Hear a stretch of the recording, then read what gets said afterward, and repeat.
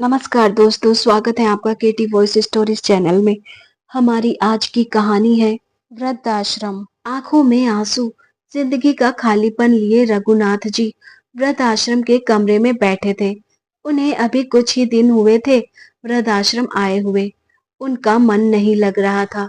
बार बार अपने परिवार को याद कर रहे थे और पोते को तो इतना याद कर रहे थे कि उनकी आंखों से आंसू रुक ही नहीं पा रहे थे। और उस दिन को याद कर रहे थे कि किस हालत में वृद्ध आश्रम वाले उन्हें यहाँ लेकर आए थे। वह उस दिन को याद करते हैं कि जरा सी तो बात थी, इतनी सी बात पर बेटे बहू ने घर में बवाल मचा दिया था। जब बेटा अपने काम से शाम में घर लौटा था, तब रघुनाथ जी अपने बेटे रियांश से बोले, मेरी तबीयत कुछ ठीक नहीं लग रही। मेरी सांसें फूल रही हैं, बीपी घट रहा है, मुझे डॉक्टर को दिखा दे। तब रियांश गुस्से में बोला था कि आपको तो जरा जरा सी बात में सांस ऊपर नीचे होने लगता है। अब क्या मैं रोज रोज आपको डॉक्टर के यहाँ उठाए फिरूं? और ना ही मेरे पास इतने पैसे हैं कि मैं आप पर खर्च करूं। खुद तो आप सारा दिन घर में खाली पड़े रहते हैं, किसी काम को हाथ नहीं लगाते। आपका खाना पीना सब मेरे ही पैसों से होता है। ऊपर से आए दिन आपकी दवाई चाहिए। कितनी महंगी दवाइयां आती हैं और डॉक्टर की फीस वह कितनी महंगी होती है। बेटे रियांश की बात सुन रघुनाथ जी उल्टे पैर अपने कमरे में आ जाते हैं। लेकिन कुछ देर बाद उनका पोता रोमी उनके कमरे में आता है और बोलता है कि दादाजी, हम तो रेस्टोरेंट खाना खाने के लिए जा रहे हैं। तो मम्मी ने बोला है सुबह की 2 रोटी रखी है, उन्हें चाय से भिगोकर खा लेना। तब बेटे बहू और उनका पोता रोमी भी उनके साथ रेस्टोरेंट के लिए बाहर घूमने निकल जाते हैं। तब यह बात रघुनाथ जी को बहुत बुरी लगती है कि अपने लिए तो बेटे के पास पैसे हैं और समय भी है, लेकिन इस बूढ़े पिता के लिए ना उसके पास समय है और ना ही उन पर खर्च करने के लिए पैसे। 2-4 घंटे बाहर घूमने के लिए लगा देगा, पर बूढ़े पिता के लिए 1 घंटा भी नहीं निकाल सकता। रघुनाथ जी बैठे बैठे यही सोचते रहते हैं। अब रात के 12:30 बज चुके थे, परंतु बेटे बहू अभी तक नहीं आए थे। तभी डोरबेल बजती है। देखते हैं तो उनके बेटे बहू आए थे। उनका पोता रोमी तो रास्ते में ही सो गया था। तब रियांश अपने बेटे रोमी को उसके कमरे में जाकर लेटा देता है। उसके बाद रघुनाथ जी अपने बेटे रियांश से बोलते हैं कि बेटा, तुम तो बोल रहे थे तुम्हारे पास समय नहीं है, लेकिन बाहर का खाना खाने के लिए और घूमने के लिए तुम्हारे पास समय और पैसे दोनों हैं, और अपने इस बूढ़े बाप को डॉक्टर को दिखाने के लिए पैसे और समय दोनों ही नहीं है। रघुनाथ जी ने इतना बोला ही था कि तभी रियांश ने लगातार 2 थप्पड़ अपने पिता के गाल पर रसीद दिए। आपकी इतनी औकात कि आप मेरे पर्सनल लाइफ में दखल अंदाजी करें? अपना कमाता हूँ, अपना खाता हूँ, आपकी तरह बैठे बैठे घर में निठल्ले रोटियां नहीं तोड़ता। ऊपर से मेरे ऊपर हुक्म चलाने की कोशिश करते हो। हिम्मत कैसे हुई आपकी मुझ पर हुक्म चलाने की? चुपचाप से जैसे रख रहा हूँ वैसे रहिए, वरना घर से धक्के मारकर बाहर कर दूंगा। पिता का अपमान कर रियांश अपने कमरे में चला जाता है। लेकिन बेचारे रघुनाथ जी सोचते ही रह जाते हैं कि आखिर उनके साथ हुआ क्या। वह भूत से बने गाल पर हाथ रख खड़े थे। उनका मन कह रहा था कि अभी धरती फट जाए और वह उसमें समा जाए। उनकी आंखों के सामने काला साया छाने लगा। आंखें भर गई। बेटे द्वारा किया गया अपमान उनसे बर्दाश्त ना हुआ। वह इस वक्त रात में ही अपने कपड़े कटेची में रख कंबल और चटाई लेकर घर से निकल जाते हैं कि अब बस बहुत हुआ, मैं और बर्दाश्त नहीं करूंगा, ना ही इस घर में रहूंगा। आज तो बेटे ने सारी ही हद पार कर दी। एक बार हाथ उठा दिया तो अब तो यह आए दिन का लगा ही रहेगा। इससे अच्छा तो मैं घर ही छोड़ दूं। अब यह अपमान मैं नहीं सहूंगा। इस घर में रहना अब मेरे बस की बात नहीं। सर्दियों की कड़ाके की ठंड थी। वह रास्ते में सड़क पर चलते रहते हैं। अब वह एक क्लिनिक स्टोर के सामने अपनी चटाई बिछाते हैं और कंबल ओढ़कर वहीं अपना डेरा डाल देते हैं। 2-3 दिन वह वहीं रहकर अपना भरण पोषण करते हैं। उनके पास जो जमा पूंजी थी उससे वह खाना खा लेते हैं। इतना कुछ हो जाने के बाद भी बेटे बहू ने उन्हें ढूंढने की कोशिश नहीं की। उनके पास तो फोन भी था, फोन भी नहीं किया। बेटे बहू तो चाहते ही यही थे कि किसी तरह यह बूढ़ा आदमी इस घर से निकल जाए तो उनके सर से बला टल जाए। वैसे भी घर में बैठा बूढ़ा पिता औलाद के लिए बोझ ही बन जाता है। अगर आप बुढ़ापे में भी कमाते हैं तो बेटी बहू थोड़ा कर भी लेते हैं, लेकिन अगर आप कोई काम नहीं करते और अपने भरण पोषण के लिए बेटे बहू पर निर्भर हैं, तो वह बूढ़े पिता को बोझ समझते हैं। उन्हें 2 वक्त रोटी देना मुश्किल हो जाता है। रघुनाथ जी की तबीयत पहले से ही ठीक नहीं थी। ऊपर से 3-4 दिन से खाना ठीक से नहीं खा पा रहे थे और सर्दी में भी सड़क पर लेटे थे। अब उनकी तबीयत और ज्यादा बिगड़ने लगी और वह बेहोश होकर सड़क पर गिर पड़े। तभी वृद्धाश्रम वालों की नजर रघुनाथ जी पर पड़ती है और वह उन्हें फौरन अस्पताल में भर्ती कराकर उनका ट्रीटमेंट करवाते हैं। 1 हफ्ते तक लगातार रघुनाथ जी का ट्रीटमेंट चलता है। जब वह होश में आते हैं तो खुद को वृद्धाश्रम में पाते हैं। वृद्धाश्रम वाले उनकी बहुत अच्छे से देखभाल करते हैं। अब उनकी तबीयत में सुधार आने लगता है और वह ठीक होने लगते हैं। अब वह सुबह में वॉक पर जाते हैं। उनके अब नए नए दोस्त भी बन चुके थे जो कि उन्हीं के हम उम्र थे। सब आपस में आप बीती सुनाते हैं। शुरू में तो रघुनाथ जी का वृद्धाश्रम में बिल्कुल मन नहीं लगता था। उन्हें अपने घर की बहुत याद आती थी, जहां उन्होंने अपनी पूरी जिंदगी काटी, जिसको उन्होंने पाई पाई जोड़कर अपने खून पसीने की मेहनत से बनवाया था। लेकिन आज बेटे ने उसी घर में उन्हें दाने दाने के लिए अपना मोहताज बना दिया था। वह भूख की ललक में तड़पते रहते। उनके बेटे ने उनके साथ इतना दुर्व्यवहार किया था, लेकिन अब उनका वृद्धाश्रम में मन लगने लगा था और अब उन्हें अपने हम उम्र लोगों की बातें सुनकर यह समझ में आ गया था कि बुढ़ापे में किस तरह से रहा जाता है, अपनी जमीन जायदाद जमा पूंजी को कैसे रखना है। रघुनाथ जी पार्क में अपने हम उम्र साथी शांति देवी के पास बैठे होते हैं। शांति देवी रघुनाथ जी से पूछती है कि भाई साहब, आप क्या करते थे और आपकी जीवन संगिनी कहाँ है। तब रघुनाथ जी बताते हैं कि मैं एक प्राइवेट स्कूल में टीचर था और मेरी जीवन संगिनी मुझे आज से 23 साल पहले ही छोड़कर चली गई थी। मेरा इकलौता बेटा रेयांश है, जिसे मैंने अकेले पाला है। कभी किसी भी चीज की कमी महसूस नहीं होने दी। हमेशा उसकी इच्छाओं का सम्मान किया। दिन रात एक कर दिए मैंने पैसे कमाने के लिए। स्कूल के साथ में ट्यूशन भी देता था, यह सोचकर कि मेरा बेटा पढ़ लिख कर एक बड़ा आदमी बन जाएगा तो मेरा भी बुढ़ापा सुधर जाएगा।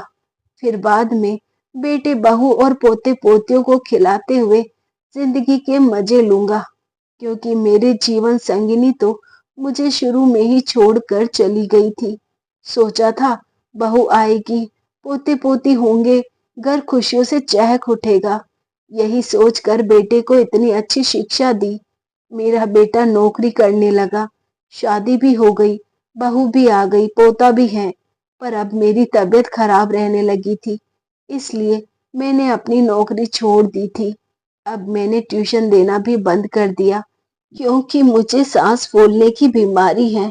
हाथ पैर भी ठीक से काम नहीं करते। यही सोचकर कि चलो बेटा तो कमाता है, मैंने बहुत कमाया, हमेशा उसकी इच्छाओं का सम्मान किया, उसे पढ़ा लिखा कर इतना बड़ा आदमी बना दिया।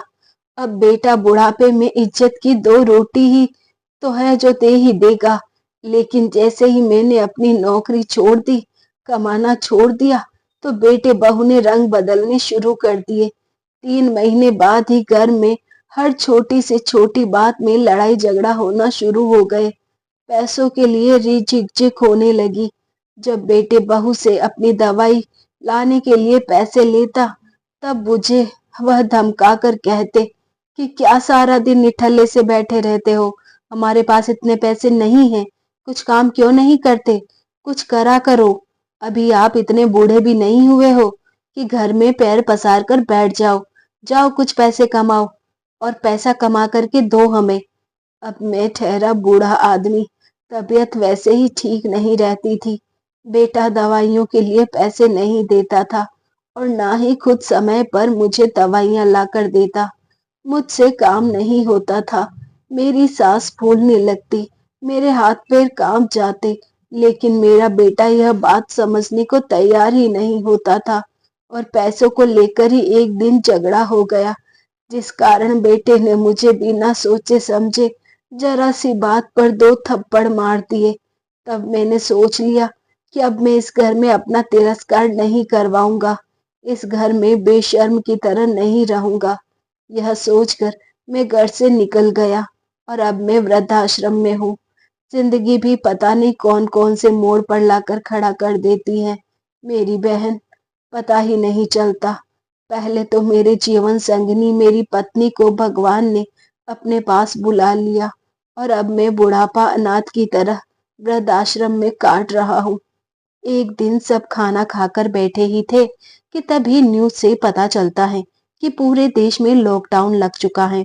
महामारी की वजह से सारे स्कूल बंद हो गए हैं और ऑनलाइन क्लासेस शुरू हो गई हैं। तब रघुवीर जी के दिमाग में एक तरकीब सूझती है कि ऑनलाइन पढ़ाई में तो स्कूल जाकर पढ़ाना ही नहीं पड़ता, बस फोन पर ही आप बच्चों को शिक्षित कर सकते हैं। रघुनाथ जी विज्ञान और गणित के बहुत अच्छे स्कूल में अपना रेज्यूम बनाकर भेज देते हैं। तब एक स्कूल में उन्हें गणित और साइंस का टीचर नियुक्त कर लिया जाता है। अब उन्हें ऑनलाइन क्लासेस करवाने के अच्छे खासे पैसे भी मिलने लगे थे।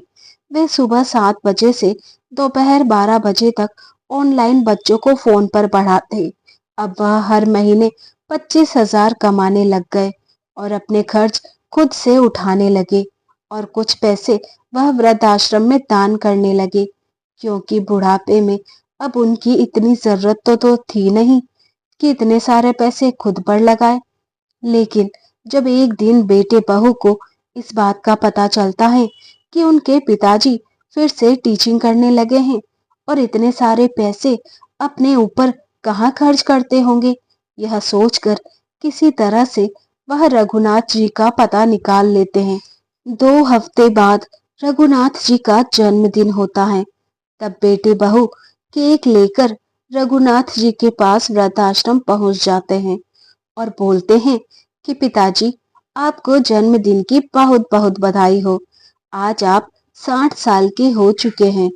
आपका पोता रोमी आपको बहुत याद करता है। अब आप हमारे साथ घर चले। बहुत रह लिया आप वृद्धाश्रम में, अब अपने बेटे के घर चले।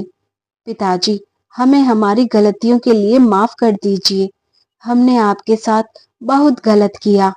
कहते हुए बेटे बहू घड़ियाली आंसू बहाने लगे। रघुनाथ जी चुपचाप से बेटे बहू की बातें सुनते गए। चलिए पिताजी, हम आपको अपने साथ लेने आए हैं, अब आपको कभी अपने आप से अलग नहीं करेंगे। तब रघुनाथ जी साफ साफ बेटे बहू को नकार देते हैं कि वह अब उस घर में कभी नहीं जाएंगे। यही उनका परिवार है, यही उनका घर है। रघुनाथ जी की बात सुन बेटे बहू मुंह लटकाए वापस अपने घर लौट जाते हैं। लेकिन 4 महीने बाद महामारी की वजह से बेटे रियांश की नौकरी चली जाती है। अब घर चलाने के लिए भी लाले पड़ चुके थे। दोनों पति पत्नी में आपस में सुबह शाम की झिकझिक की वजह से झगड़ा होने लगता है। जो उनके पास जमा पूंजी थी वह शुरू के 2-3 महीने में ही खत्म हो जाती है और नई नौकरी भी इतनी जल्दी नहीं मिलती। तब बेटे बहू फिर से रघुनाथ जी के पास जाते हैं। तब बेटा रियांश रघुनाथ जी अपने पिता से बोलता है कि पिताजी, घर के बहुत खर्चे होते हैं। आपके पोते रोमी की भी फीस जमा करनी है। मेरे पास इतने पैसे नहीं हैं और खाने पीने का भी कोई साधन नहीं है। आप तो जानते हैं घर के कितने खर्च होते हैं। पिताजी, आप तो पैसे कमा रहे हैं, तो कम से कम आप तो हमारी मदद कर दीजिए। हमें कुछ पैसे दे दीजिए। आप हमारी मदद नहीं करोगे तो कौन करेगा? मैं आपकी औलाद हूँ, आपकी इकलौती संतान हूँ।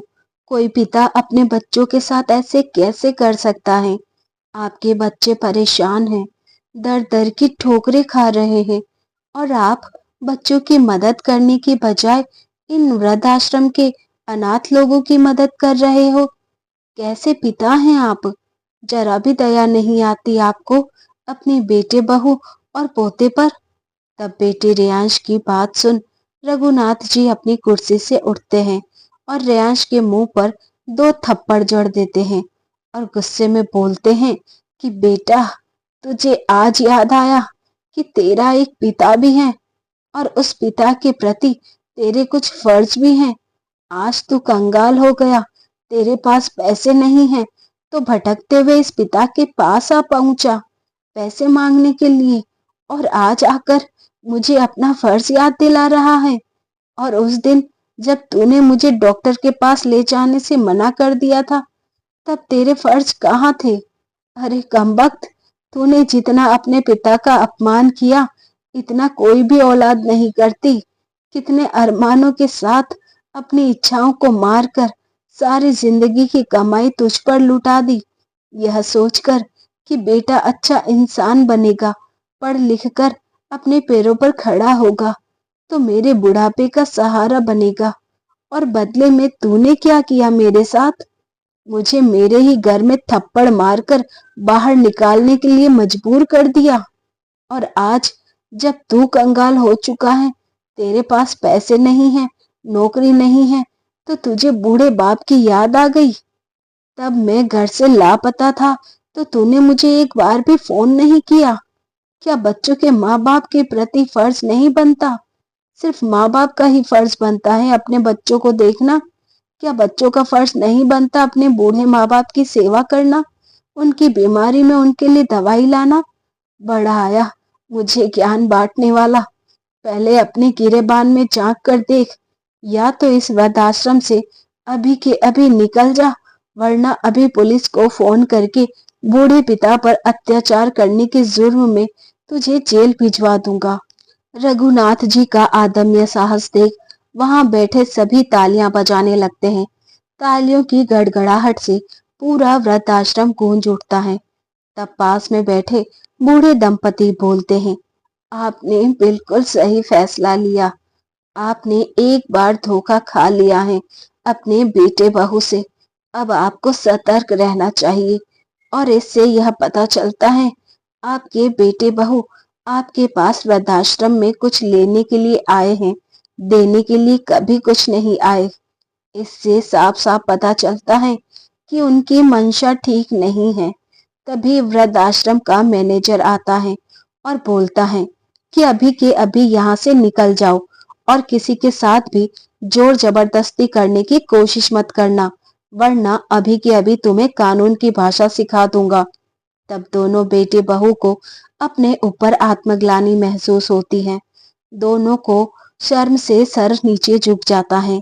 लज्जित होकर मुंह लटकाए वृद्धाश्रम से बाहर निकल जाते हैं।